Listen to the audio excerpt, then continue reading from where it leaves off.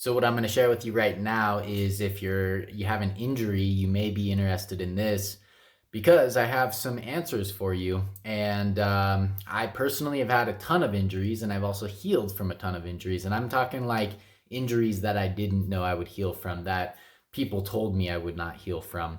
And I've had a lot of moms, a lot of dads, a lot of athletes, lots of different people. A lot of people are in pain right now. Talk to me about their injuries, wondering how to get out of pain. And what I'm going to share with you is how I got out of pain and why primal movement can bring hope to you so that you can actually get out of pain. Um, so I'll tell you about my story and my injury a little bit. I was in Mexico, I was in college, and I was living abroad, and there was a rodeo, and anybody could ride a bull. So I decided to ride a bull. And so this was not just a sand arena. This was like a field with cactus and rocks and arroyos and stuff. And so this bull takes off with me on it, and I end up falling off. Probably got my 8 seconds though, and I fall off onto a rock, and I hit my low back. And so, I got up, didn't think much of it, and I go and I ride again. So whatever damage I did on the first one, I just multiplied it. And then in the following probably month and a half, I'm living in Mexico and I'm riding horses. I'm hitchhiking on crazy mountain dirt passes. Just living a wild, adventurous life, but definitely not good for my back. In fact, my back, where generally like you'll have the two muscles on the side, and then in the middle is the spine. Well, the muscles kind of come out and then the spine is in a little bit. Well, for me, it was like a balloon where the spine was. So there was some sort of fluid that had been ruptured and was leaking into the spine.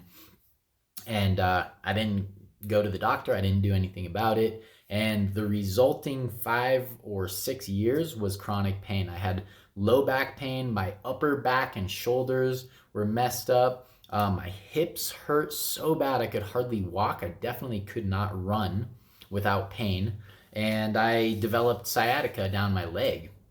And every day, every morning, I would wake up and I'd be like, what is today going to be like? It was that bad. Like my pain was central to my life.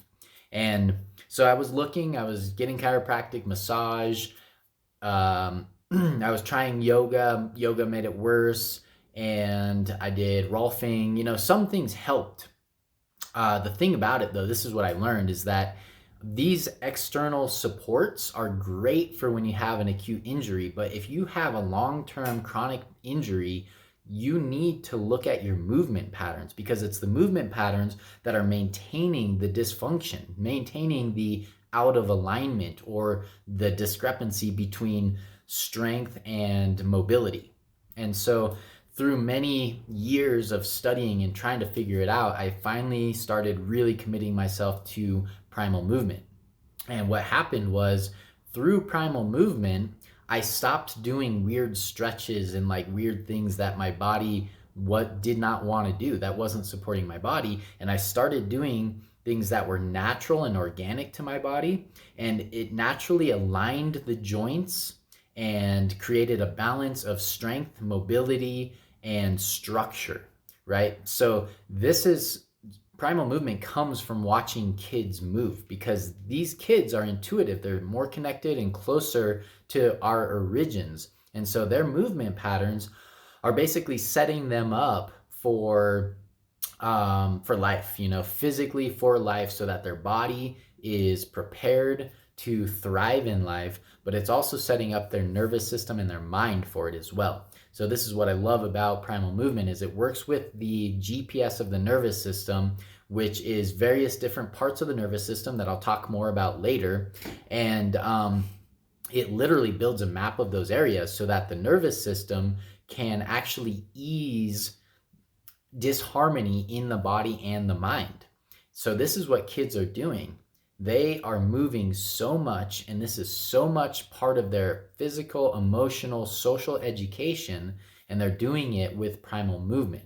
And somehow us adults think, or have gotten to this place where we think that we know better. And so we start lifting weird weights and doing weird movements with our bodies in order to make them look a certain way, but they don't necessarily function correctly. So this is why I highly recommend Primal Movement to you.